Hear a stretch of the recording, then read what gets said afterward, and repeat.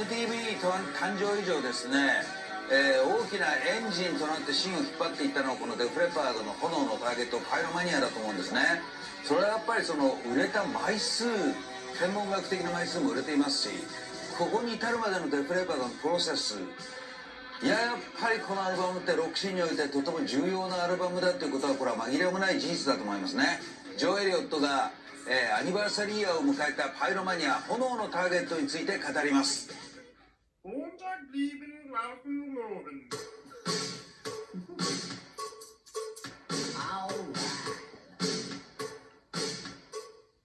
Well, the success of the album enabled us to headline once we finished playing with Billy Squier. We did about 3 weeks as Billy's opening act, and then we started to headline. And ticket sales weren't brilliant. First two or 3 weeks, they were okay. We were maybe half selling out arenas.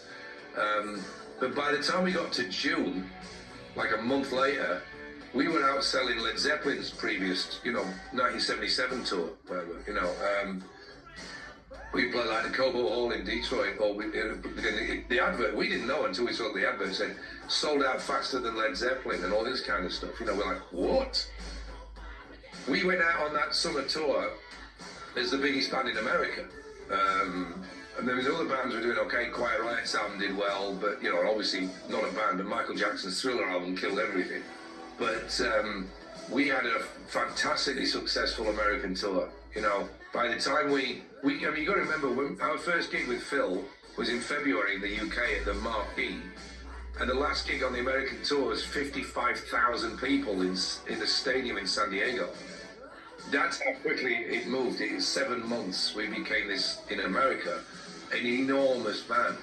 So the album sales were huge, the ticket sales were huge. We sold lots of Union Jack t-shirts, all sorts of crazy things happened in 1983. So financially what it did, it cleared off the debt. We were by the time we got to the end of August of 83, we'd been a band for 7 years. And we had a 4-year debt with the record label.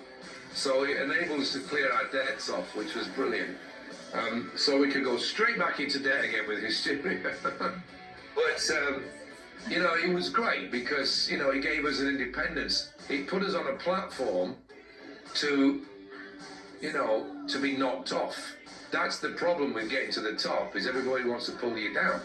So the biggest challenge we faced was, under normal circumstances, when you have a hit album in 1983, you release your next album in 1984, possibly 1985.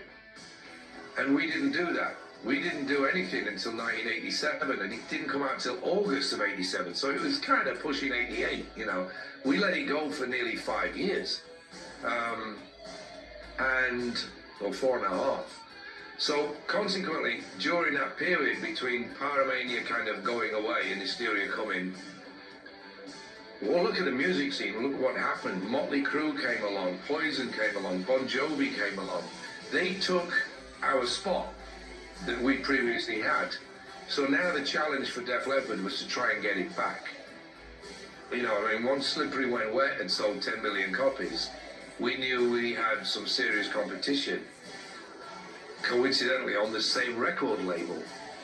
So, as it happens, we did shows with Bon Jovi in Europe in 1986, and we became really good mates.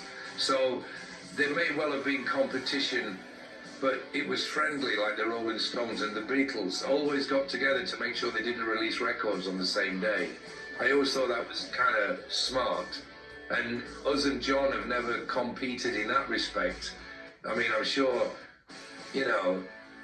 we kept an eye on each other's sales, but mostly whenever we got together, it was to hang out and drink a bottle of wine, I love the guy. To this day, I'm still huge friends with him. And I wish him nothing but the best for his throat recovery, as I've told him dozens of times whenever I've emailed him or whatever, and I just heard the new single, which I played on my radio show last week because, his voice sounds great and I'm happy he's back. But the biggest challenge for us back in that period of time after Pyromania was released was kind of regaining the crown that we got in 1983. And we were really fortunate because, as it turned out, by 1988, we were even bigger again than we were in 1983. We became literally the biggest band in the world for a few months, even bigger than U2, you know, from a record sales and the ticket sales. We were absolutely flying in the summer of '88, you know. Things would change again when grunge came along, but that's the thing about being successful.